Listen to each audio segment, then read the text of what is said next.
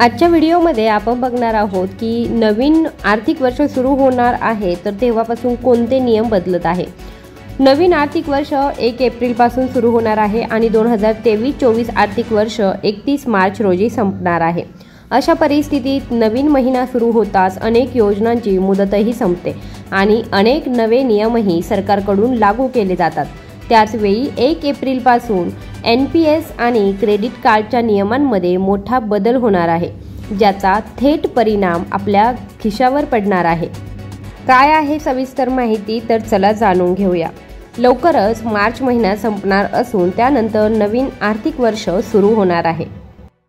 April महिन्याच्या सुरुवातीपासून पैशांशी संबंधित अनेक नियम बदलणार आहेत। यामध्ये नॅशनल पेन्शन सिस्टीम आणि क्रेडिट कार्डच्या नियमांमधील बदलांचा समावेश आहे। 1 एप्रिलपासून कोणते नियम बदलणार आहेत, त्याचा थेट परिणाम आपल्या खिशावर होणार आहे हे आपण बघणार आहोत। NPS खात्यात लॉग इन करण्यासाठी 2 घटक पडताळणी करावी लागेल। Pension fund regularity and development ऑथॉरिटीने NPS सदस्यांना सायबर फसवणुकीपासून सुरक्षित ठेवण्यासाठी त्यांच्या लॉग इन प्रणालीमध्ये बदल केले आहेत।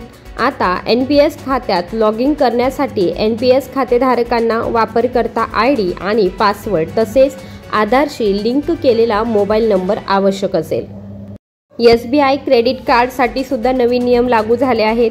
SBI क्रेडिट कार्ड धारकांसाठी एक वाईट बातमी आहे। आता 1 एप्रिलपासून भाडे भरल्यावर मिळणारे रिवॉर्ड पॉइंट्स बंद होणार आहे। येस बँकेच्या क्रेडिट कार्ड नियमांमध्ये सुद्धा बदल झालेले आहेत। येस बँकेने आपल्या क्रेडिट कार्ड धारकांना नवीन आर्थिक वर्षात भेटवस्तू देण्याचा निर्णय घेतला आहे।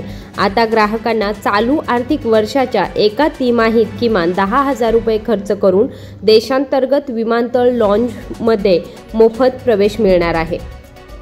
यासोबतच ICICI बँक आपल्या क्रेडिट कार्डच्या नियमांमध्येही बदल करणार आहे। 1 एप्रिल 2024 पासून ग्राहकांनी एका तिमाहीत रुपये 35,000 पेक्षा जास्त खर्च केल्यास त्यांना एअरपोर्ट लॉन्जमध्ये मोफत प्रवेश मिळणार आहे। अशाच नवनवीन अपडेट्ससाठी आता चॅनलला सबस्क्राईब करा। धन्यवाद।